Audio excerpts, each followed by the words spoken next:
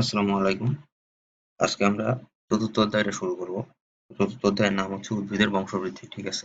তো উদ্ভিদের বংশবৃদ্ধিটা কিভাবে হয়? তো উদ্ভিদের বংশবৃদ্ধি কিভাবে হবে সেটাই তো জানবো আজকে, তাই না? তো শুরু করা যাক।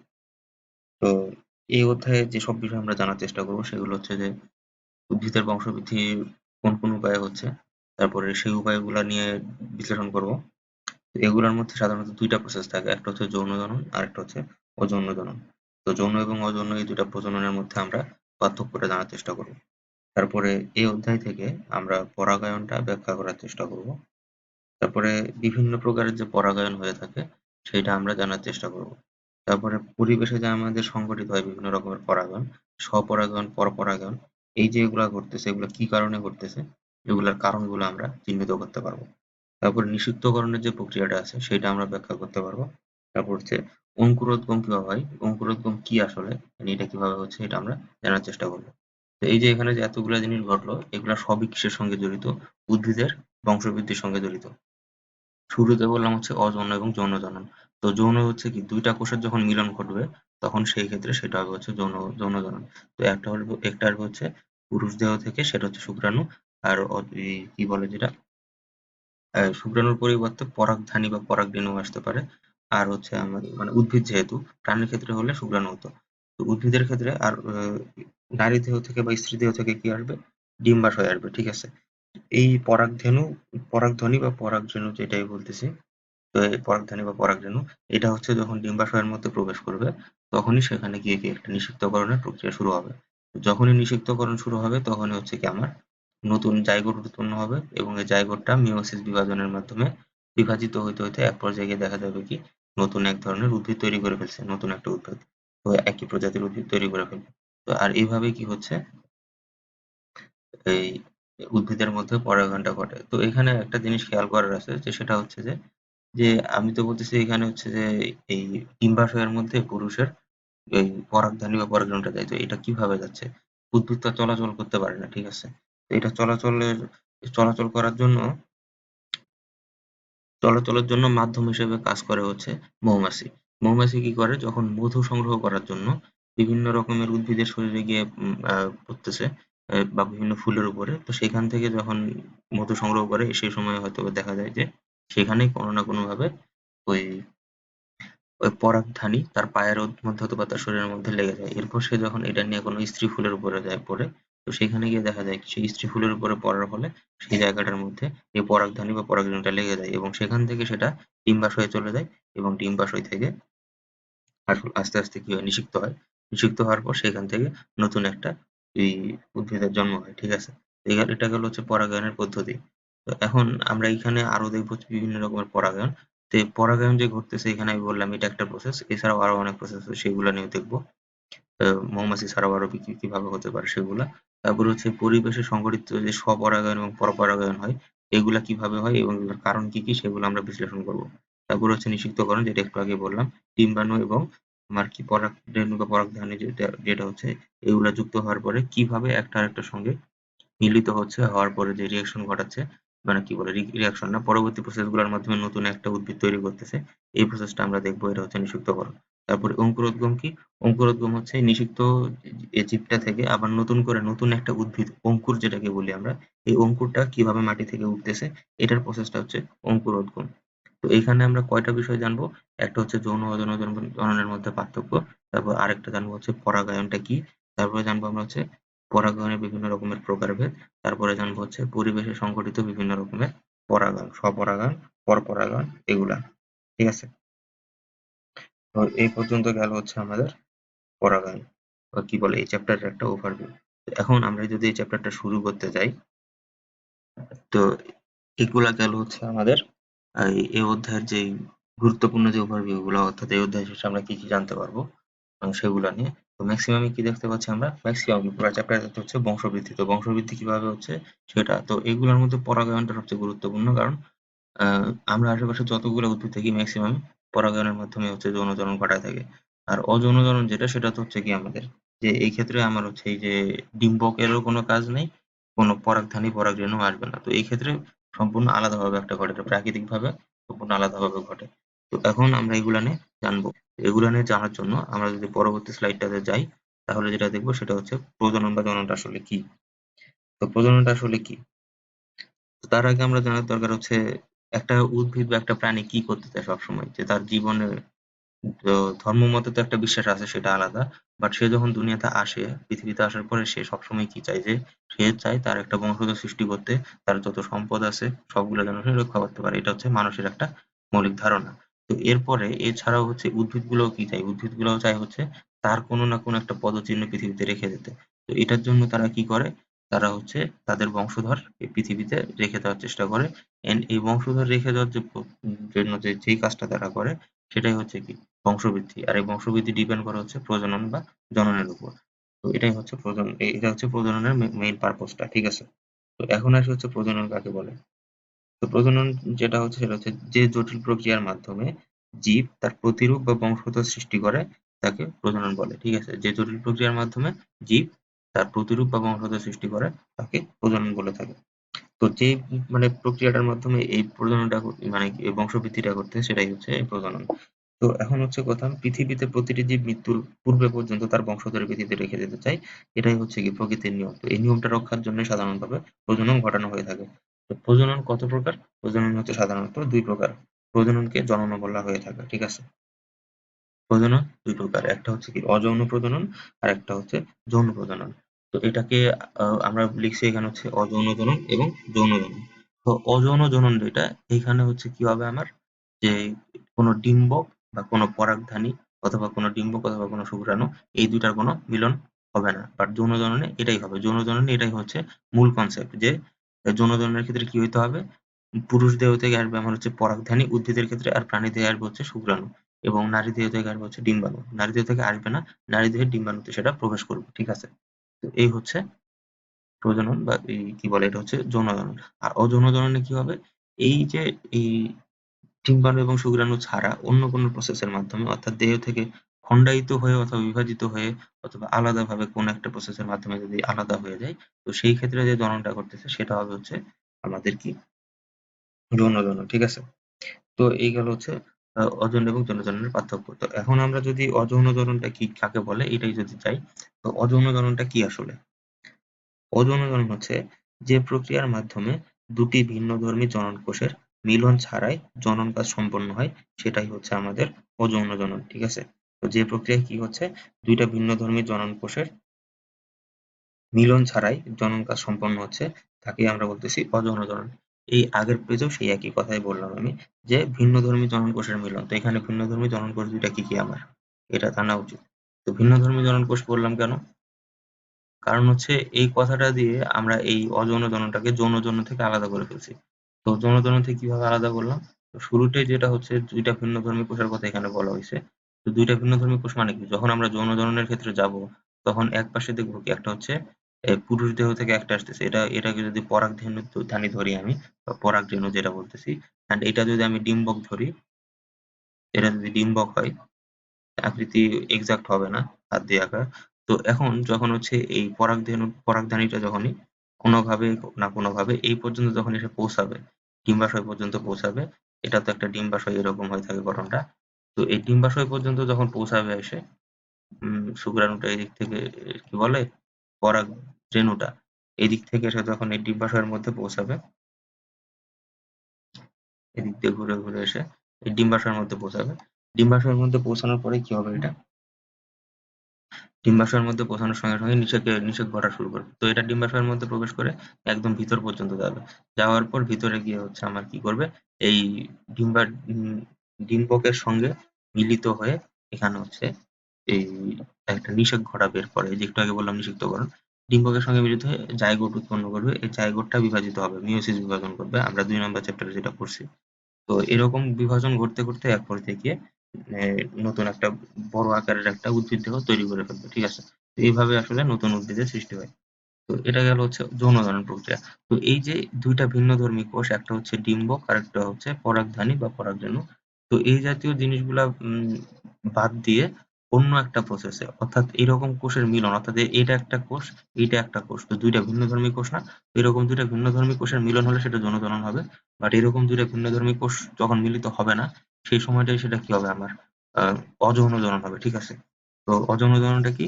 অযৌন জনন হচ্ছে দুইটা ভিন্নধর্মী কোষের মিলন ছাড়াই আমার হচ্ছে যে প্রজনন প্রক্রিয়াটা সম্পন্ন হচ্ছে সেইটা। তো এই প্রক্রিয়াটা কি কি বলতেছি আমরা? এই প্রক্রিয়াটা সাধারণত উদ্ভিদের ক্ষেত্রেই দেখা যায়। তাও আবার হচ্ছে খুব বেশি উদ্ভিদ না, ম্যাক্সিমাম উদ্ভিদের জন্য জনন করাই থাকে। তো যে উদ্ভিদগুলোর ক্ষেত্রে আমরা সেগুলা দেখি সেগুলো হচ্ছে, এগুলোকে সাধারণত আমরা দুই ভাগে ভাগ করতে পারি।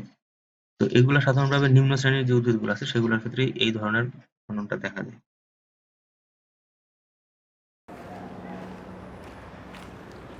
হ্যালো এভরিওয়ান, আমি দেবজ্যোতি দেব। 2016 সালে যখন আমি এইচএসসি পরীক্ষা দিলাম, তারপরে আমি খুঁজছিলাম একটি গুছানো প্ল্যাটফর্ম যেখানে আমি আমার অ্যাডমিশন রিলেটেড সব কিছু একসাথে পাবো। সেই সময় এরকম কোনো প্ল্যাটফর্ম আমি পাইনি, কিন্তু আশা করি তোমাদের এরকম কোনো সমস্যা হবে না, কারণ তোমাদের জন্য আছে ইমার্জিং স্টাডি। এখানে আছে video lecture, MCQ, live class, weekly contest, আরও অনেক কিছু। তোমরা সকলেই স্মার্টফোন ব্যবহার করো, তোমরা ইমার্জিং স্টাডি অ্যাপটি নামিয়ে রাখতে পারো। আশা করি পড়ালেখার রিলেটেড অধিকাংশ সমস্যার সমাধান তোমরা এই অ্যাপের মাধ্যমে পেয়ে যাবে। তোমাদের সবার জন্য শুভকামনা।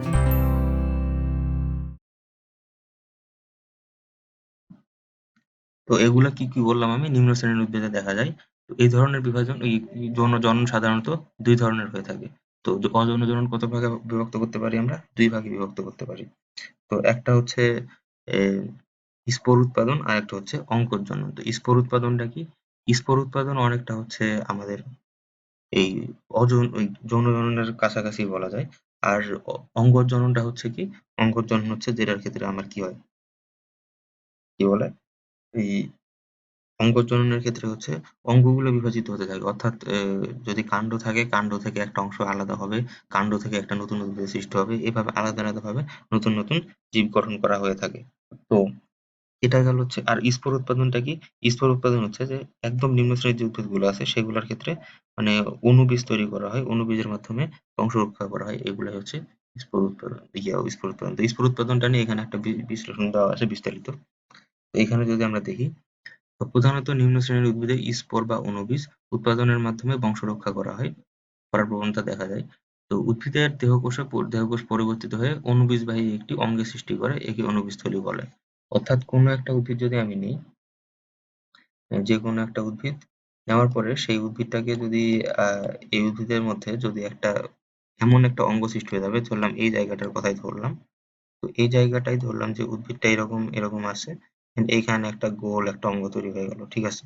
হঠাৎ করে এখানে ছিল না আগে, এখানে আগে ছিল না, নতুন করে একটা তৈরি হয়ে গেল। তো এর মধ্যে কি করলো আমার, বিভিন্ন রকমের অণুবীজ, অর্থাৎ ছোট ছোট ক্ষুদ্র ক্ষুদ্র কিছু বীজ থাকে, এইগুলো হচ্ছে এর মধ্যে গিয়ে জমা হতে থাকে। তো এই অণুবীজ গুলো যখন এর মধ্যে থাকবে, এটাকে বলবো হচ্ছে আমরা কি, অণুবীজ থলি, ঠিক আছে? এই অণুবীজ থলিটাই হচ্ছে আমাদের একটা স্পোর উৎপাদনের ক্ষেত্রে প্রধান একটা বৈশিষ্ট্য। তো উদ্ভিদের দেহকোষ পরিবর্তিত হয়ে একটা অণুবীজ বা এই অণুবীজ থলি তৈরি করতেছে। আর এই অণুবীজ থলি থেকেই হচ্ছে আমরা কি পাচ্ছি, অণুবীজগুলাকে পাচ্ছি, যেগুলা পরবর্তীতে বংশবৃদ্ধিতে সহায়তা করতেছে। তো এখানে এখন দুইটা জিনিস আছে, একটা হচ্ছে অন্ত অণুবীজ, একটা হচ্ছে বহির অণুবীজ। তো অন্ত অণুবীজ কোনটা আর বহির অণুবীজ কোনটা? তো অন্ত অণুবীজ হচ্ছে এই চিত্রটার মধ্যে যদি আমরা খেয়াল করি, তো এখানে যেটা দেখবো যে ভিতরের দিকে যে অণুবীজগুলো আছে এগুলাকে বলবো হচ্ছে আমরা অন্ত অণুবীজ, আর বাইরের দিকে যেগুলা থাকবে ক্ষুদ্র ক্ষুদ্র, এইগুলাকে আমরা বলবো হচ্ছে বহির অণুবীজ, ঠিক আছে? তো এখন প্রশ্ন যদি আসে যে অণুবীজগুলি কি, তখন আমরা কি বলবো? স্পোর উৎপাদনের ক্ষেত্রে উদ্ভিদের শরীরের মধ্যে এই দেহকোষগুলো পরিবর্তিত হয়ে অণুবীজবাহী একটি অঙ্গের সৃষ্টি করে, যাকে আমরা বলে থাকি অণুবীজথলি। তারপরে যদি বলে যে অণুবীজথলি কত রকম হতে পারে, দুই রকম। এই অণুবীজ কত রকম হতে পারে, একটা হচ্ছে বহিরঅণুবীজ, একটা হচ্ছে অন্তঃঅণুবীজ। অণুবীজথলি একটাই।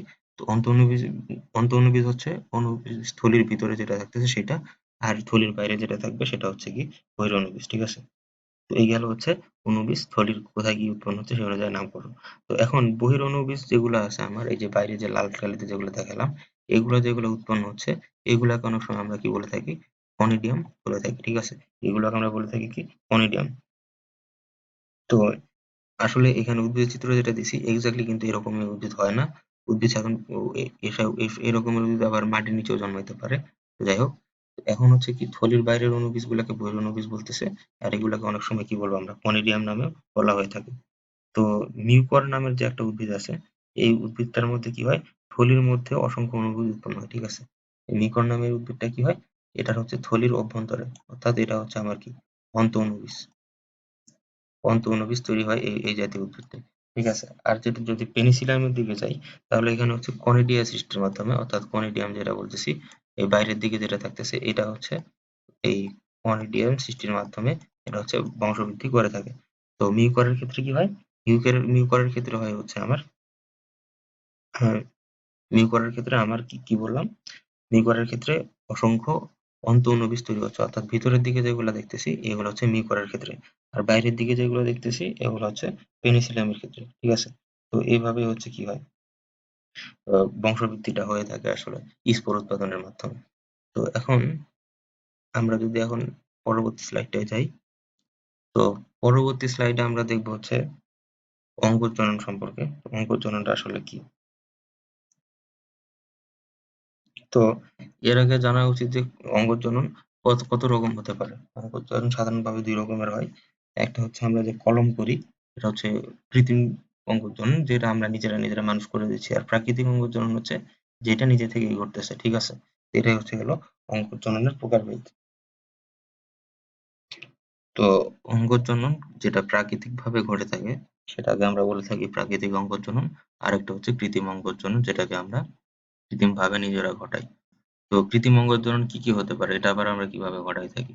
তো কৃত্রিম অঙ্গজনন তো আমরা নিজেরাই ঘটাই। যেরকম ফার্স্ট অফ অল যে উদাহরণটা সেটা হচ্ছে কলম করা। কলম করার মাধ্যমে আমরা কি করতে পারি এখানে? যে অঙ্গজনন একটা ঘটাইতে পারি। ঠিক আছে? তো এটা গেল হচ্ছে অঙ্গজনন।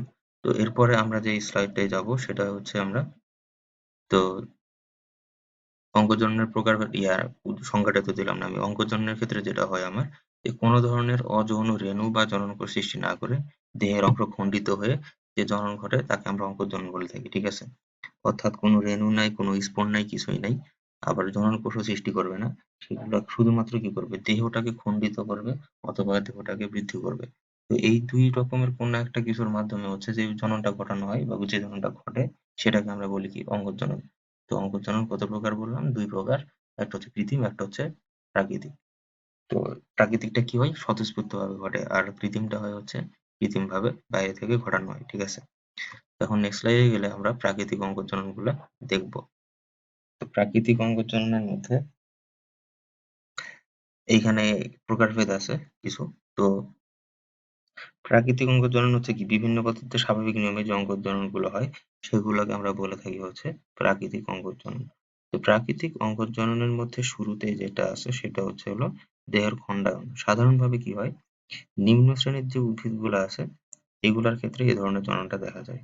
তো এগুলার ক্ষেত্রে স্পাইরোগাইরা, মিউকর ইত্যাদি যে উদ্ভিদগুলো আছে এগুলার দেহ যদি কোনো কারণে খণ্ডিত হয় তাহলে প্রতিটি খণ্ড একটা স্বাধীন উদ্ভিদ হিসাবে জীবনযাপন করতে শুরু করে। অর্থাৎ এইখানে যদি আমি দেখাই, এটা ধরে নিলাম একটা উদ্ভিদ দেহ, নিম্ন শ্রেণীর উদ্ভিদ অবশ্যই। তো এটার দেহ যদি কোনোভাবে কেটে যায় এখান থেকে, খন্ড হয়ে যায়। তো এখান থেকে একটা পার্ট আসবে, এই পার্টটা নতুন একটা উদ্ভিদের জন্ম দিবে।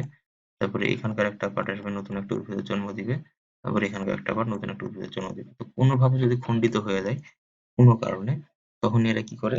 নতুন উদ্ভিদ তৈরি করে ফেলে। তো সাধারণভাবে এগুলার উদাহরণ কি? এগুলোর উদাহরণ হচ্ছে স্পাইরোগাইরা, মিউকর। তো এখন কথা হচ্ছে স্পাইরোগাইরাটা কি? স্পাইরোগাইরা হলো এক রকমের শৈবাল একটা। ঠিক আছে? শৈবাল কি?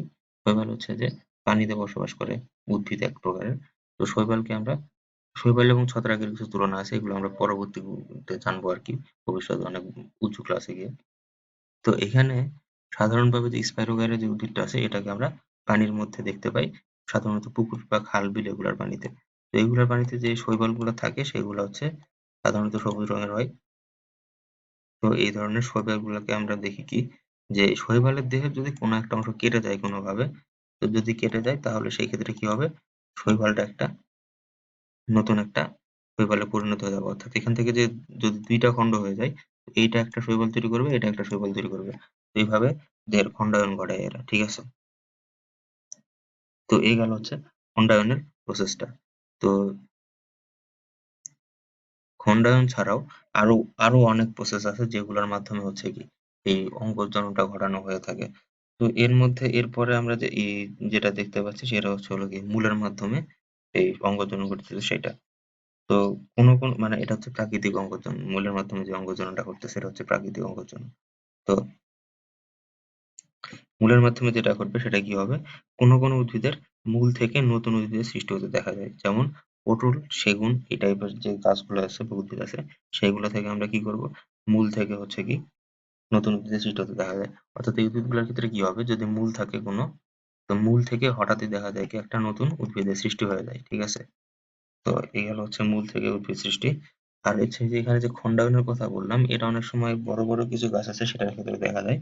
তো যদি ইউক্যালিপটাস গাছের কথাই ধরি, অনেক সময়, সব সময় না, তো অনেক সময় কি হয়, এটা যদি একটা গাছ থাকে, গাছের গুড়িটা ধরলাম এরকম মোটা, তো এই গাছটাকে যখন আমি মাঝ বরাবর কেটে ফেলি, যদি মাঝ বরাবর না, এখান থেকে গোড়া থেকে যদি কাটি, শুধু যদি শিকড়টা রেখে দেই এখানে, তো একসময় দেখা যায় কি এই শিকড়টা থেকে আবার নতুন করে আশেপাশ থেকে কিছু ডালপালা গজায় ওঠে, ঠিক আছে? আশেপাশে কিছু ডাল গজায় ওঠে এই জায়গাগুলা থেকে। তো এই যে ডালগুলা গজায় উঠলো, এইগুলা পরবর্তীতে গিয়ে ভবিষ্যতে আরো বড় বড় কিছু গাছে কনভার্ট হয়ে যায়। তো এভাবে হচ্ছে কি আমরা দেখি যে প্রাকৃতিক অঙ্গজনের মধ্যে ঢের খণ্ডায়ন ঘটে। আর মূলের ক্ষেত্রে যেটা বললাম সেটা হচ্ছে কি, উদ্ভিদের মূল থেকে হুট করে একটা নতুন রকমের উদ্ভিদ তৈরি হয়ে যাবে। তো এই যে প্রসেসটা, এটাই হচ্ছে মূলের মাধ্যমে খণ্ডায়ন। তো মূলের মাধ্যমে যে খণ্ডায়ন করতেছে, এগুলোর ক্ষেত্রে পটল বা সেগুনের উদাহরণ আমরা দিছি। তো এগুলোর ক্ষেত্রে কি ঘটে, এছাড়াও যে বললাম মূল থেকে নতুন উদ্ভিদ তৈরি হচ্ছে, এটা ছাড়াও মূলগুলা কি করে, মূল দিয়েই তো খাদ্য একটা উদ্ভিদের দেহে আসে, তাই না?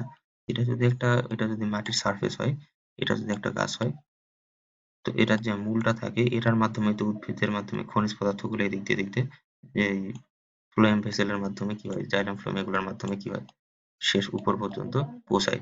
তো এই যে উপর পর্যন্ত যে পৌঁছাচ্ছে, এই মূলগুলা কি করে, ফার্স্টে খাদ্যটাকে সংগ্রহ করে। এখন কোনো একটা উদ্ভিদ, নিম্ন শ্রেণীর উদ্ভিদ, যদি ছোট যাই হোক, এই উদ্ভিদ যদি হঠাৎ করে কি করে, নিম্ন শ্রেণীর উদ্ভিদটা যে খনিজ পদার্থগুলা গ্রহণ করতেছে বা খাবার হিসেবে, এগুলা গ্রহণ করে উপরে বডি তার পাঠাচ্ছে না, সে এইখানেই সঞ্চিত করে রাখতেছে। তো এখানে যদি সঞ্চয় করে রাখে, তো সঞ্চয় করে রাখতে রাখতে এক পর্যায়ে হবে কি, এগুলা থেকে নতুন নতুন কুড়ি সৃষ্টি হবে, ঠিক আছে? সঞ্চয়ের মাধ্যমে মোটা হবে যখন, মোটা হইতে হইতে এক পর্যায়ে দেখা যাবে কি এগুলা থেকে নতুন করে কুড়ি সৃষ্টি হচ্ছে। তো কুড়ি সৃষ্টির মাধ্যমেই এগুলা হচ্ছে কি এই নতুন উদ্ভিদের আরেকটা জন্ম দেওয়ার প্রসেস কন্টিনিউ করে। তো যখনই একটা কুড়ি সৃষ্টি হচ্ছে, এই কুড়ি থেকে আবার একটা নতুন উদ্ভিদ তৈরি হয়, ঠিক আছে? তো মূল, আমি কি বললাম, মূল কি করবে, খাদ্য সঞ্চয় করে মোটা হবে, ঠিক আছে? তো মোটা হওয়ার পরে সে কি করতেছে, মূল খাদ্য সঞ্চয় করে মোটা হচ্ছে, মোটা হতে হতে এক পর্যায়ে কি হুট করে কুড়ি তৈরি করে ফেললো। তো এই কুড়ি থেকে কি হবে, আমার নতুন করে উদ্ভিদ একটা উৎপন্ন হবে, ঠিক আছে? তো এটা গেল হচ্ছে আমাদের।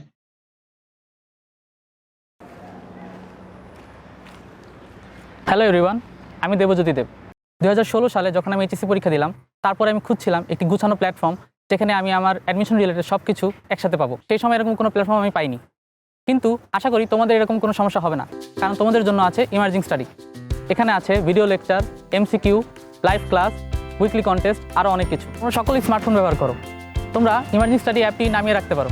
আশা করি পড়ালেখার রিলেটেড অধিকাংশ সমস্যার সমাধান তোমরা এই অ্যাপের মাধ্যমে পেয়ে যাবে। তোমাদের সবার জন্য শুভকামনা। এই কি বলে, মূলের মাধ্যমে যে ইয়াটা করতেছে সেটা। তো এই টাইপের যে এইগুলা আছে, এই মূলগুলা আছে, এগুলা সাধারণতভাবে রসালো হয়ে থাকে এবং এগুলা হচ্ছে মোটাও হয়ে থাকে অনেক। তো এই যে উদ্ভিদ গজাচ্ছে নতুন করে কুড়ি থেকে, এই ধরনের উদ্ভিদের একটা সবচেয়ে বড় উদাহরণ হচ্ছে কি মিষ্টি আলু, ঠিক আছে? তো এগুলার আরেকটা উদাহরণ কি হচ্ছে মিষ্টি আলু। তো মিষ্টি আলুর ক্ষেত্রে কি করতেছে আমার, মিষ্টি আলুর ক্ষেত্রে যেটা হচ্ছে সেটা হচ্ছে কি, যে এর যে মূলটা আছে, মূল খাদ্য সঞ্চয় করতেছে মাটি থেকে, করতে করতে এক পর্যায়ে অনেক মোটা এবং উম, মোটা এবং কি হচ্ছে আমার রসালো হয়ে উঠতেছে। তো এই যে রসালো হয়ে উঠতেছে, এখান থেকে আবার নতুন করে উদ্ভিদ জন্ম নেবে, বা এটা হচ্ছে কি নতুন একটা কুঁড়ি সৃষ্টি করবে, সেই কুঁড়ি থেকে নতুন উদ্ভিদ জন্ম নেবে। তো এই যে এই উদ্ভিদটা, এই মিষ্টি আলুর ক্ষেত্রে এই রকমের বৈশিষ্ট্যটা দেখা যায়। তো মিষ্টি আলু কি করবে, শুরুতে হচ্ছে সে মাটি থেকে রস গ্রহণ করবে খাদ্য হিসাবে, তারপরে মোটা হবে, আর রসালো হবে। এরপরে এখান থেকে সে কি করবে, কুঁড়ি সৃষ্টি করবে, আর কুঁড়ি থেকে সে নতুন আরেকটা উদ্ভিদ তৈরি করে ফেলবে, অর্থাৎ মিষ্টি আলু তৈরি করবে, ঠিক আছে? তো এই গেল হচ্ছে আমাদের মূলের মাধ্যমে যে এই অঙ্কুর জনন করতেছে যেটা, অর্থাৎ প্রাকৃতিক অঙ্কুর জনন। তো এখন আমরা আসবো হচ্ছে রূপান্তরিত কাণ্ডের মাধ্যমে। তো উদ্ভিদের কোন অংশকে কাণ্ড বলে আমরা দেখাই সেটা আমরা সবাই জানি। এটা যদি একটা উদ্ভিদ হয়, তাহলে এটার আমরা কাণ্ড বলবো কোনটাকে, কাণ্ড বলবো হচ্ছে এই পার্টটাকে, ঠিক আছে? এই পার্টটাকে আমরা বলবো হচ্ছে কাণ্ড, ঠিক আছে? তো এটা যদি কাণ্ড হয়ে থাকে, তাহলে আমরা কি করব, এই কাণ্ডটা নিয়ে আমাদের হচ্ছে আসল কাজটা। তো রূপান্তরিত যে মানে উদ্ভিদের যে কাণ্ড আছে, এই কাণ্ডের অবস্থান এবং বাইরের চেহারা দেখে তাকে কাণ্ড বলে মনে হয়। এরা পরিবর্তিত কাণ্ড, ঠিক আছে? এগুলো হচ্ছে পরিবর্তিত কাণ্ড, অর্থাৎ এগুলা পরিবর্তিতভাবে কাণ্ড হইছে। বাট কিছু কাণ্ড আছে যেগুলাকে আমরা দেখে বোঝাই যায় না যে এরা কি, কাণ্ড বলে মনেই হয় না। ঠিক আছে? অর্থাৎ বাইরে কিছু কাণ্ড থাকে, এমন কিছু কাণ্ড যেগুলাকে দেখে মনে হয় না যে এগুলা কোনো একটা উদ্ভিদের অংশ হইতে পারে। ইভেন আমরা খাবার-দাবার যে করতেছি, অনেক ক্ষেত্রে আছে কি আমরা কাণ্ডকেই খাবার হিসেবে গ্রহণ করে ফেলি। ঠিক আছে?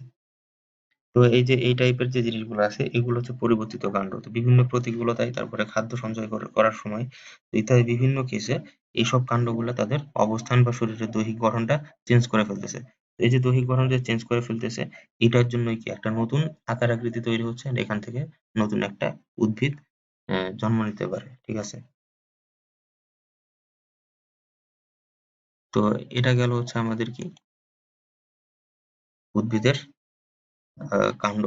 তো কাণ্ডের মাধ্যমে কিভাবে ঘটাচ্ছে। তো এখন এই কাণ্ডের মাধ্যমে যে উম ইয়াগুলা ঘটতেছে আমার অঙ্কুরজনন, তো এটারও আবার অনেকগুলা প্রকারভেদ আছে। তো কি সেই প্রকারভেদ? ওটা নিয়ে এখন আমরা জানবো, ঠিক আছে? তো প্রকারভেদটা আসলে কোথা থেকে আসলো? এই যে এই কাণ্ডটা যে বিভিন্ন সময় বিভিন্নভাবে ভাগ হয়ে যাচ্ছে, এই ভাগটা থেকেই আমরা কি করতেছি? কাণ্ডটাকে বিশ্লেষণ করতেছি, and সেখান থেকে আমরা হচ্ছে কি এই বিভিন্ন রকমের কাণ্ডের সাহায্যে বংশবৃদ্ধি বা অঙ্গজননটা এখন খেয়াল করব। তো শুরুতে যদি নেক্সট স্লাইডে যাই, এখানে আমরা দেখতে পাচ্ছি হেডিংটা হচ্ছে বিভিন্ন ধরনের রূপান্তরিত কাণ্ডের রূপ। তো ফার্স্ট এই যে অপশনটা আছে, ফার্স্ট যে প্রকারভেদ, তো এই রূপান্তরিত কাণ্ডের মধ্যে প্রথম যে কাণ্ডটা আমরা দেখতে পাচ্ছি সেটা হচ্ছে কি টিউবার। তো টিউবারটা কি? টিউবার হচ্ছে যে কিছু উদ্ভিদ আছে যেগুলো মাটির নিচে শাখার অগ্রভাগে খাদ্য সঞ্চয়ের ফলে স্ফীত হয়ে কন্দের সৃষ্টি করে। কন্দ কি? কন্দ হচ্ছে কি যে অনেকগুলা খাদ্য মানে উপাদান আছে বা অনেকগুলা উদ্ভিদ আছে যেগুলা হচ্ছে মূলগুলা কি করে মাটির নিচে যে অনেক কাণ্ড আছে যেগুলো মাটির নিচে অবস্থান করে এবং খাদ্য সঞ্চয় করার ফলে স্ফীত হয়ে কন্দের সৃষ্টি করে। এটা হচ্ছে কন্দটা। তো এই যে কন্দ যেটা বলতেছি বা মোটা অংশ, এটাকে বলতেছি হচ্ছে টিউবার। তো ভবিষ্যতে কন্দ জননের কাজ করে, ঠিক আছে? অর্থাৎ এটা যদি একটা উদ্ভিদ হয়, তো এটার কাণ্ডটাও যদি মাটির নিচে থাকে, তো এটা এক পর্যায়ে কি করে আমার খাদ্য সঞ্চয় করে কন্দের মতো বা মোটা এরকম একটা সৃষ্টি করতেছে। তো এটাকে আমরা বলে থাকি হচ্ছে টিউবার। তো টিউবারের শরীরের মধ্যে, এটা যদি একটা টিউবার হয়, ক্ষুদ্র অনেকগুলা গর্ত থাকে, ঠিক আছে? এই গর্তগুলা কি করতেছে আমার পরবর্তীতে জননের কাজ করে থাকে এটা। মানে এই কন্দটাই ভবিষ্যতে জননের কাজ করে থাকে এবং এই ক্ষুদ্র গর্তগুলাকে দেখতে অনেকটা চোখের মতোই লাগে। তো এই চোখের মধ্যে একটা কুঁড়িও থাকে, ঠিক আছে? এদেরকে চোখই বলা হয়। এদের মধ্যে একটা কুঁড়ি থাকে। তো এই চোখের মধ্যে একটা কুঁড়ি থাকতেছে। এই এগুলাই হচ্ছে আমার কি করতেছে যে আঁশের মতো অসবুজ কিন্তু মানে পাতার মধ্যে এসব কুঁড়ি জন্মায়, ঠিক আছে? অর্থাৎ এই যে এই এই উদ্ভিদগুলাতে আঁশের মতো একটা অসবুজ একটা অংশ থাকে। এটার মধ্যে কি করে আমার এই কুঁড়িগুলা জন্মায়। তো এই কুঁড়িগুলা যে জন্মাচ্ছে, এগুলাই হচ্ছে একটা করে স্বাধীন উদ্ভিদের জন্ম দেয় এখান থেকে। অর্থাৎ এইখানে এই একেকটা কুঁড়ির মধ্যে এই যে এখানে একটা করে চোখ আছে। এই চোখগুলা থেকে একটা করে কি হবে? নতুন একটা করে উদ্ভিদের জন্ম হবে, ঠিক আছে? এখান থেকে একটা এভাবে একটা করে নতুন উদ্ভিদের জন্ম হবে। তো এটা গেল হচ্ছে আমাদের কুঁড়ির ব্যাপারটা। অ্যান্ড এগুলার মধ্যে উদাহরণ হচ্ছে টিউবার সৃষ্টি করে যেসব জীব বংশবৃদ্ধি করে সেগুলোর মধ্যে উদাহরণ হচ্ছে আলু। আলু সাধারণভাবে কি করে? টিউবার বা কন্দ সৃষ্টি করে মাটির নিচে করে সেখান থেকে কি করে? এই শাখার অগ্রভাগে খাদ্য সঞ্চার ফলে স্ফীত হয় এবং পরবর্তীতে সেটা আলুতে রূপান্তরিত হয়ে যায়। এভাবে আলু উৎপন্ন হয়। আর এরপরে যেটা আসতেছে সেটা হচ্ছে রাইজোম। রাইজোমটা কি? রাইজোম নিয়ে এখন একটা আমরা জানার চেষ্টা করি, ঠিক আছে? তো রাইজোম হচ্ছে এরা মাটির নিচে সমান্তরালভাবে অবস্থান করে। এদের কাণ্ডের মতো এদের পর্বসন্ধি স্পষ্ট। তো পর্বসন্ধিতে স্বল্পপথের এক কক্ষে কাক্ষিক মুকুল জন্মে। এরাও খাদ্য সঞ্চয় করে মোটা এবং রসালো হয়। তো অনুকূল পরিবেশে এসব মুকুল বৃদ্ধি পেয়ে আলাদা উদ্ভিদ উৎপন্ন করে, যেমন আদা। তো রাইজোম জাতীয় উদ্ভিদের একটা অন্যতম আহ, উদাহরণ হচ্ছে আদা। তো আদাটা আমরা কি করি? আদা আমরা দেখতে পাই কি বিভিন্ন আমাদের দৈনন্দিন কাজে আমরা ইউজ করে থাকি। তো আদাটা কি করতেছে? মাটির নিচে সমান্তরাল ভাবে অবস্থান করতেছে। তো এইটা যদি আমার একটা ভূমি হয় বা মাটি হয়, তো এইখানে আমার আদাটা অবস্থান করবে হচ্ছে এটা সমান্তরালে। তো আদাটা ধরলাম আমি এইভাবে মাটির সমান্তরালে অবস্থান করতেছে, ঠিক আছে? তো আদার মধ্যে কি বলছি আমরা যে এরা মাটির নিচে সমান্তরাল অবস্থান করে কাণ্ডের মতো এদের পর্ব পর্ব সন্ধি ঘটে, ঠিক আছে? কাণ্ডের মতো এদের কি করতেছে, এখানে পর্ব থাকবে, পর্ব সন্ধি থাকবে, অর্থাৎ এখানে ৩ টা পর্ব যদি হয় তো এখানে পর্ব সন্ধি আছে হচ্ছে ২ টা, ঠিক আছে? আবার এখানে আরেকটা দিলাম ৪ টা পর্ব হলে এখানে হচ্ছে ৪ টা পর্ব হলে এখানে হচ্ছে আমার ৩ টা পর্ব সন্ধি, ঠিক আছে? তো এভাবে আরকি পর্ব সন্ধি থাকে। তো এগুলা কি করতেছে, এগুলাও যখন খাদ্য সঞ্চয় করে মোটা হয়, খাদ্য সঞ্চয় করে মোটা হলে এগুলার দেহের মধ্যে কিছু পরিবর্তন লক্ষ্য করা যায়, অর্থাৎ এরকম বৃদ্ধি পায় সাইড গুলায়। তো এরকম হুটহাট এই যে এগুলো মোটা হয়ে যাচ্ছে, তো এই টাইপের যে কাণ্ডগুলা, এটা কিন্তু একটা কাণ্ড, ঠিক আছে? এটা হচ্ছে একটা কাণ্ড। এই টাইপের কাণ্ডগুলায় উপরের দিকে পাতা থাকে এরকম। তো এই আর নিচে এটা হচ্ছে আমার কাণ্ড। এই কাণ্ডটাকে আমরা বলতেছি কি যে রাইজোম জাতীয় কাণ্ড, ঠিক আছে? কেন রাইজোম জাতীয় কাণ্ড? কারণ হচ্ছে যে রাইজোম জাতীয় কাণ্ডগুলো কি করে আমার মাটির নিচে অবস্থান করে, সমান্তরালে অবস্থান করে। এগুলার কাণ্ডের মতো পর্ব থাকে, পর্বসন্ধি থাকে এবং এগুলো হচ্ছে স্পষ্ট দেখা যায়। তো এই যে এই জাতীয় যে উম জিনিসগুলো আমরা দেখতেছি, এগুলাই হচ্ছে কি করতেছে আমার পরবর্তীতে গিয়ে বংশবৃদ্ধির কাজে সাহায্য করতেছে। তো এইজন্য এগুলাকে বলা হচ্ছে কি আমার, এগুলাকে বলা হচ্ছে রাইজোম জাতীয় কাণ্ড, ঠিক আছে? তো এখন রাইজোম জাতীয় কাণ্ড যেহেতু শেষ, এখন আমরা যাবো হচ্ছে পরবর্তী স্টেপটায় বা পরবর্তী প্রকারভেদ যেটা আছে সেটা হচ্ছে হলো কন্দ। কন্দকে আরেকভাবে বলা হয় হচ্ছে বাল্ব। এটাকে বাল্ব নামেও চেনা যায়। এটাকে বাল্বও বলা হয়ে থাকে। তো এই কন্দটা কি? কন্দটা হচ্ছে অতি ক্ষুদ্র আকারের একটা কাণ্ড। এই কাণ্ডগুলা কি করে? কাক্ষিক এবং শীর্ষমুকুল নতুন উদ্ভিদের জন্ম দেয়। যেমন পিঁয়াজ, রসুন ইত্যাদি। অর্থাৎ একটা পিঁয়াজকে যদি আমি চিন্তা করি মাটির নিচে আছে বা একটা রসুন, তাহলে এটার ক্ষেত্রে দেখবো কি আমি যে এটা মাটির উপরে এটার পাতা থাকতেছে বা লতির মতো থাকে। তো এইগুলাই কি করতেছে আমার নতুন নতুন উদ্ভিদের জন্ম দিচ্ছে। এগুলার কি থাকে? কাক্ষিক মুকুল থাকে, শীর্ষ মুকুল থাকে। অর্থাৎ এদের এই যে কাক্ষিক মুকুল বা শীর্ষ মুকুল যেগুলা বলতেছি, এগুলা কি করতেছে আমার নতুন নতুন উদ্ভিদের জন্ম দেয়। অর্থাৎ পেঁয়াজের ফুলকা আছে না? পেঁয়াজের ফুলকা তো চিনি। তো ওই টাইপের জিনিসগুলো কি করতেছে আমার নতুন নতুন একটা করে উদ্ভিদের জন্ম দিচ্ছে। রসুনের ক্ষেত্রেও সেম অবস্থা। তো এখন এটা গেল হচ্ছে আমাদের পেঁয়াজের বংশগতি রক্ষার পদ্ধতি বা যে কাণ্ডর প্রসেসটা, কাণ্ডটা যেটা বিভাজিত হয়। এরপর হচ্ছে আমরা যেটা দেখবো সেটা হচ্ছে যে স্টলন, ঠিক আছে? আমরা কচুর লতি দেখছি অবশ্যই। তো এগুলাকে কচুর শাখা কাণ্ড বলা হয়। তো এই কচুর শাখা কাণ্ড কি? শাখা কাণ্ড হচ্ছে এটা যদি একটা কাণ্ড হয়, তো এটার কাণ্ডটার পার্শ্ববর্তী আরেকটা কাণ্ড থাকবে, এটাকে বলতেছি আমরা শাখা কাণ্ড, ঠিক আছে? তো ডালপালা তো আলাদা। ডাল হচ্ছে থাকে উপরে আর এগুলো হচ্ছে শাখা কাণ্ড, এগুলো নিচের দিকে থাকে। তো যাই হোক। তো স্টোলনগুলো কি করবে? এগুলো হচ্ছে জননের জন্য পরিবর্তিত হয়। স্টোলনের অগ্রভাগে মুকুল উৎপন্ন হয়। এভাবে স্টোলন উদ্ভিদের জনন কাজে সাহায্য করে। অর্থাৎ এই স্টোলনটা কি? এটা হচ্ছে একটা অতিরিক্ত একটা কাণ্ড সৃষ্টি হচ্ছে। এই অতিরিক্ত কাণ্ডটা কি করতেছে আমার কচুল্লতি হিসেবে মানে কি বলে? অতিরিক্ত কাণ্ডটা পরবর্তীতে বংশগতি বৃদ্ধি মানে বংশ বংশগতি বৃদ্ধির ক্ষেত্রে কাজে লাগতেছে আরকি। তো এই স্টোলনটা কি করবে? এই কাণ্ডটা হচ্ছে পরবর্তীতে এগুলা কি পরিবর্তিত হয়ে যাবে। তো পরিবর্তিত হওয়ার ফলে এগুলা কি হবে? অগ্রভাগে মুকুল থাকবে। আর এই মুকুলগুলা কি করবে আমার? স্টোলনের অগ্রভাগে যে মুকুল থাকবে, এই মুকুলগুলাই আমার হচ্ছে বংশবৃদ্ধি করতে সাহায্য করবে। অর্থাৎ এগুলারই জনন ঘটবে বা এগুলার হচ্ছে অযৌন জনন ঘটবে যেটা বলতেছি আরকি। তো এটা গেল হচ্ছে আমাদের স্টোলন বা কচুল্লতি। তো এখন আমরা যেটা দেখবো সেটা হচ্ছে অফসেট বা কচুরিপানা বা অফসেট হচ্ছে যে কি এই অফসেটের উদাহরণ এখানে বলছে হচ্ছে কচুরিপানা বা টোপাপানা যেগুলো হচ্ছে পানির মধ্যে থাকে। হ্যালো এভরিওয়ান, আমি দেবজ্যোতি দেব। 2016 সালে যখন আমি এইচএসসি পরীক্ষা দিলাম, তারপরে আমি খুঁজছিলাম একটি গুছানো প্ল্যাটফর্ম যেখানে আমি আমার অ্যাডমিশন রিলেটেড সব কিছু একসাথে পাবো। সেই সময় এরকম কোনো প্ল্যাটফর্ম আমি পাইনি। কিন্তু আশা করি তোমাদের এরকম কোনো সমস্যা হবে না, কারণ তোমাদের জন্য আছে ইমার্জিং স্টাডি। এখানে আছে video lecture, MCQ, live class, weekly contest, আরও অনেক কিছু। তোমরা সকলেই স্মার্টফোন ব্যবহার করো, তোমরা ইমার্জিং স্টাডি অ্যাপটি নামিয়ে রাখতে পারো। আশা করি পড়ালেখার রিলেটেড অধিকাংশ সমস্যার সমাধান তোমরা এই অ্যাপের মাধ্যমে পেয়ে যাবে। তোমাদের সবার জন্য শুভকামনা। তো এখানে অফসেট নামটা দেখে আমরা বুঝতে পারছি কি বলে কচুরিপানা বা টোপাপানা। এই দুইটা নাম দেখে আমরা এখান থেকে বুঝতে পারতেছি কি এগুলো হচ্ছে জলজ উদ্ভিদ। তো জলজ উদ্ভিদের মধ্যে আবার কাণ্ড কোথা থেকে আসলো, ঠিক আছে? তো কাণ্ড থাকতেই পারে। জলজ উদ্ভিদের মধ্যে কি হচ্ছে শাখা কাণ্ড বৃদ্ধি পেয়ে একটি নতুন উদ্ভিদের সৃষ্টি করে। অর্থাৎ এই যে কচুরিপানা বা টোপাপানা যেগুলো আছে এগুলোর ক্ষেত্রে তো যদি একটা উদ্ভিদ আমি নিয়ে নিই, এখানে যদি একটা উদ্ভিদ থাকে এরকম পানির মধ্যে অবস্থান করতেছে, এই উদ্ভিদটার যদি শাখা কাণ্ড থাকে কোনো, তো শাখা কাণ্ডটাই বিস্তৃত হবে, হওয়ার ফলে একটা নতুন আরো একটা উদ্ভিদ তৈরি করে ফেলবে এখানে, ঠিক আছে? এভাবেই হচ্ছে কি হচ্ছে আমাদের কচুরিপানা বা টোপাপানা গুলার বংশবৃদ্ধি হয়ে থাকে। তো এগুলা জলজ উদ্ভিদের ক্ষেত্রে শাখা প্রশাখা বৃদ্ধি পেয়ে শাখাকাণ্ড বৃদ্ধি পেয়ে একটা নতুন উদ্ভিদ তৈরি করে। কিছুদিন পর মাতৃ উদ্ভিদ থেকে এটা বিচ্ছিন্ন হয়ে যায়। অর্থাৎ এখানে যে একটা নতুন উদ্ভিদ তৈরি করলো পানির মধ্যে, এন্ড এটা হচ্ছে আমার আরেকটা উদ্ভিদের সঙ্গে অ্যাড হওয়া ছিল শাখাকাণ্ড হিসাবে।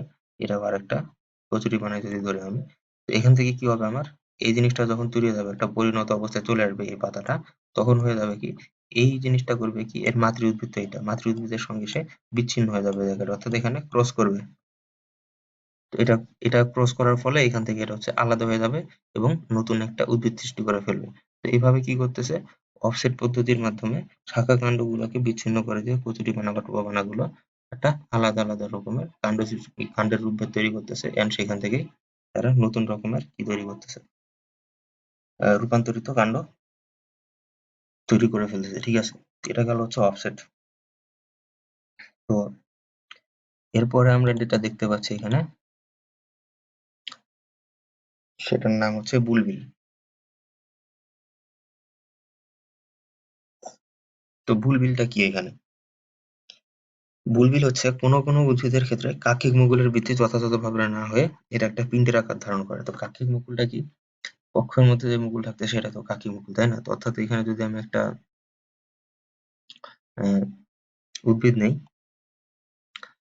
একটা নিম্ন শ্রেণীর উদ্ভিদ যদি নিয়ে এটার যদি কাক্ষিক মুকুলের দিকে লক্ষ্য করি, দেখা যাবে কি যে এটার বৃদ্ধি ঠিক মতো হইতেছে না, ঠিক আছে, মুকুলের বৃদ্ধি হবে না, বাট এইখানে সাইডে একটা পিণ্ডের মতো সৃষ্টি করে ফেলবে। এই পিণ্ডের মতো যে সৃষ্টি করতেছে, এই পিণ্ডটাকে আমরা বলবো কি, এই পিণ্ডটাকে বলবো আমরা হচ্ছে বুলবিল। তো বুলবিলটা কি, উদ্ভিদের যে কাক্ষিক মুকুল আছে এটার বৃদ্ধি যথাযথভাবে হবে না, এটার বৃদ্ধি যদি যথাযথভাবে না হয় তাহলে এটা একটা পিণ্ডের মতো আকার ধারণ করবে, এবং এই পিণ্ডের মতো ধারণ করা আকারটাকে আমরা বলবো হচ্ছে বুলবিল, ঠিক আছে। তো আমরা এখন এই বুলবিলটা আসলে কি করে সেটা আমরা একটু জানার চেষ্টা করি। তো বুলবিলটা হচ্ছে কি, কিছুদিন পর গাছ থেকে পড়ে যায় নিচের দিকে, পড়ে যায় একটা কি, খসে পড়ে নতুন একটা গাছের জন্ম দেয়, ঠিক আছে। এই যে উদ্ভিদে এখানে যে একটা কাকির মুকুল থেকে যে বুলবিল সৃষ্টি হয়ে গেল আমার, তো এই বুলবিলটা পরিণত হওয়ার পরে এখান থেকে পুরোটা খসে যাবে, যাওয়ার ফলে এটা মাটিতে পড়বে, পড়ে মাটিতে থাকতে থাকতে এক পর্যায়ে এখান থেকে একটা নতুন উদ্ভিদ বা চারা গাছের জন্ম দেবে, ঠিক আছে। এন্ড এইভাবে হচ্ছে কি উদ্ভিদগুলা বংশবৃদ্ধি করতে থাকে বুলবিল পদ্ধতির মাধ্যমে, বুলবিলের মাধ্যমে। এটা গেল হচ্ছে বুলবিল আমাদের। তো এই বুলবিলের মধ্যে অন্যতম উদাহরণ হচ্ছে চুপড়ি আলু। চুপড়ি আলুর ক্ষেত্রে এরকম উদ্ভিদ থেকে হঠাৎ করে নিচে পড়ে যায় একটা বুলবিল, এবং সেটাই পরবর্তীতে নতুন করে আবার কি আহ, একটা উদ্ভিদে পরিণত হচ্ছে। তো এইভাবেই একটা উদ্ভিদ থেকে আরেকটা উদ্ভিদে কনভার্ট হচ্ছে, যে এই প্রসেসটা আমরা পাচ্ছি। তো এই জন্য এটাকে আমরা বলে থাকতেছি কি, এটা হচ্ছে একটা অঙ্গজনন, ঠিক আছে। তো এখান থেকে আশা করি আমরা অঙ্গজননের একটা ক্লিয়ার কনসেপ্ট পাইছি। তো অঙ্গজননটা কি, ফার্স্টে কি বললাম আমরা, হচ্ছে অঙ্গজনন হচ্ছে কি, কোনো প্রকার অযৌন রেণু বা স্পোর সৃষ্টি করবে না বা কোনো জননকোষ সৃষ্টি করবে না। দেহের অংশগুলো কি হবে, খণ্ডিত হবে। শুধুমাত্র কি হবে, দেহের অংশ খণ্ডিত হবে হয়ে একটা জনন ঘটাবে। তো এই জননটাকে আমরা কি বলতেছি, এই জননটাকে আমরা বলতেছি হচ্ছে অঙ্গজনন। তো এই যে এই ধরনের প্রাকৃতিক নিয়মে বা কৃত্রিম ভাবে যে অঙ্গজনন গুলো ঘটাচ্ছি আমরা, সেটাই হচ্ছে অঙ্গজনন হয়ে থাকে। তো এতক্ষণ তো আমরা দেখলাম হচ্ছে কি প্রাকৃতিক অঙ্গজনন।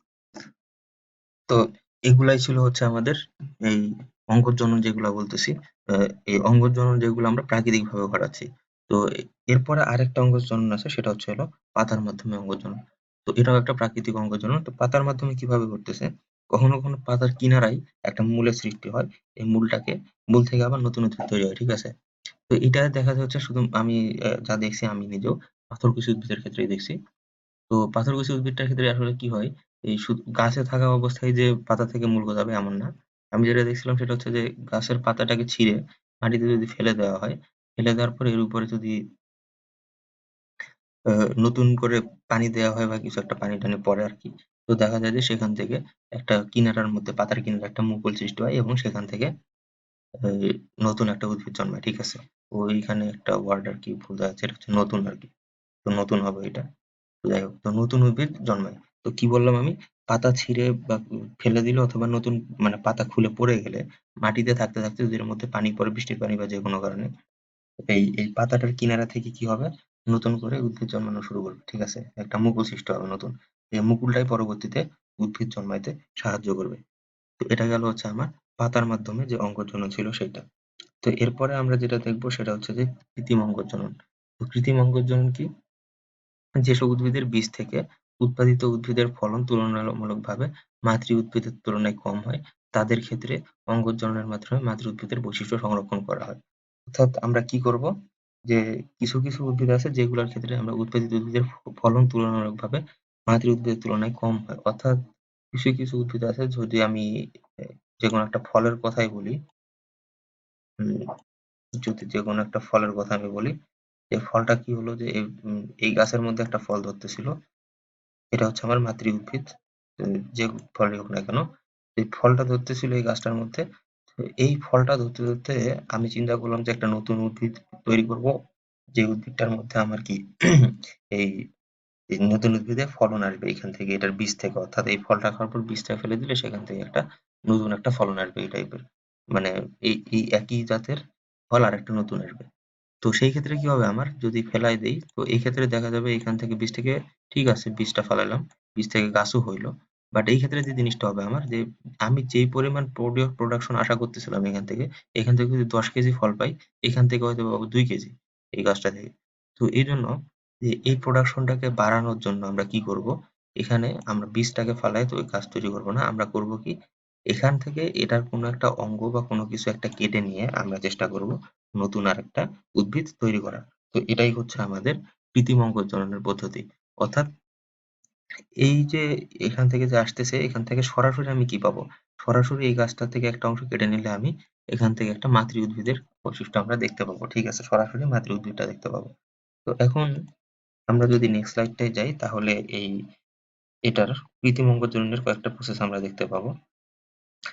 তো ফার্স্টে যেটা আছে সেটা হচ্ছে কলম। কলম পদ্ধতিতে আসলে কি করা হয়, তো কলমের ক্ষেত্রে যেটা হয় সেটা হচ্ছে যে কলম করার জন্য প্রথমে একটা সুস্থ গাছের কচি এবং সতেজ শাখা নির্বাচন করতে হবে। তো শুরুতেই একটা সুস্থ গাছের কচি এবং একটা শাখা নির্ধারণ করলাম আমি, ধরে নিলাম শাখাটা। নেওয়ার পরে সেই গাছটা কি করবো আমরা, বাকল সামান্য কেটে ফেলতে হবে। তো এখানে বাকল সামান্য না কেটে সরাসরি আমরা ডালটাই কাটছি, তো এটা আরো একটা কলম আর কি। তো বাকল সামান্য কাটতে হবে, কাটার পরে সেই জায়গাটায় কি করবো আমরা, ওই স্থানটা হচ্ছে কি মাটি এবং গোবর মিশিয়ে ভালোভাবে আবৃত করে দিতে হবে।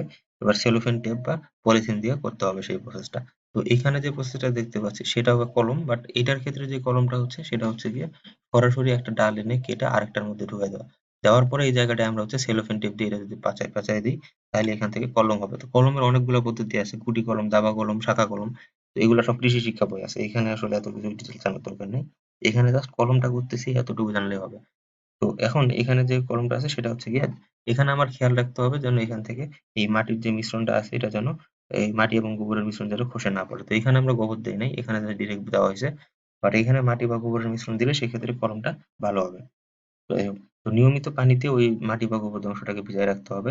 ভিজায় রাখতে পারলে এখানে হচ্ছে ওখান থেকে দেখা যাবে কিছুদিন পর মূল বের হয়েছে, তারপরে ওই অংশটাকে কেটে রোপণ করলে গাছ উৎপন্ন হবে।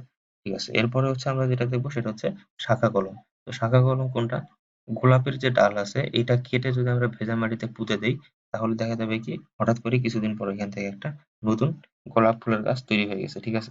তো এই যে এইটা যে হয়ে গেল হঠাৎ করেই, এটাই হচ্ছে আমাদের কি শাখা কলম ছিল একটা।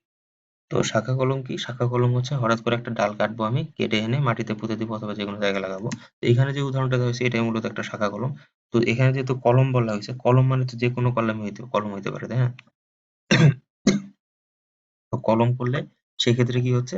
এভাবে হচ্ছে নতুন একটা উদ্ভিদের বডি থেকে একটা পার্ট কেটে নিয়ে আমরা নতুন আরেকটা পার্ট তৈরি করতেছি। আর এভাবেই হচ্ছে কি করতেছি আমরা কলমগুলা করে থাকি। ঠিক আছে? এই গেল হচ্ছে কলমের পদ্ধতি, অ্যান্ড আমরা এখান থেকে অঙ্গজননটা আরকি শেষ করে ফেললাম। তো অঙ্গজনন কি, কি? অঙ্গজনন বলতে অযৌন জননটাই পুরা শেষ করলাম। তো অঙ্গজনন কি? অঙ্গজনন হচ্ছে যে যেই জননটা হচ্ছে একটা প্রাণী সরি একটা উদ্ভিদের দেহ থেকে আমরা আলাদা করে একটা জনন ঘটাচ্ছি অঙ্গের মধ্য দিয়ে। এটা হচ্ছে অঙ্গজনন। আর এর আগে যেটা ছিল সেটা হচ্ছে স্পোর উৎপাদন। তো এটা হচ্ছে কি নিম্ন শ্রেণীর উদ্ভিদগুলো এটা দেখা যায়। এটার মাধ্যমে নিম্ন শ্রেণীর উদ্ভিদগুলো আরকি জনন ঘটানো হয়ে থাকে। তো আর এটাই ছিল হচ্ছে আমাদের অযৌন জনন প্রক্রিয়া। তো আজকে আশা করি সবাই বুঝতে পারছি অযৌন জনন প্রক্রিয়াটা কি। তো সঙ্গে থাকার জন্য ধন্যবাদ সবাইকে।